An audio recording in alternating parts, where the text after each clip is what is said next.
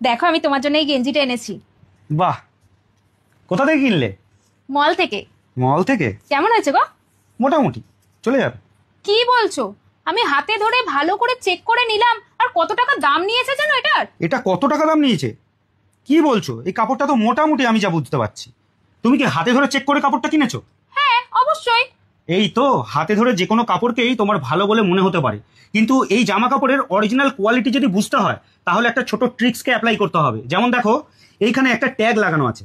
এই ট্যাগটা যদি কালো রঙের হয় এবং এর ওপরে যদি গোল্ডেন কালার দিয়ে লেখা থাকে, তাহলে বুঝতে হবে যে এই গেঞ্জিটা খুবই এক্সপেন্সিভ বা দামি, আর এই কাপড়টা একটা মাস্টারপিস কোয়ালিটির কাপড়।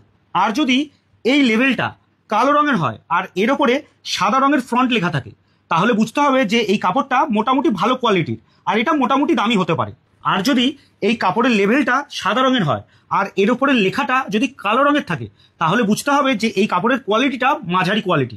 আর যদি এই কাপড়ের মধ্যে থাকা ছোট লেভেলটা সাদা রঙের হয় আর সেটা খুব হালকা পাতলা একটা কাগজের মতন হয়, তাহলে বুঝতে হবে যে এই কাপড়ের কোয়ালিটিটা খুবই লো কোয়ালিটির। বুঝতে পারলে?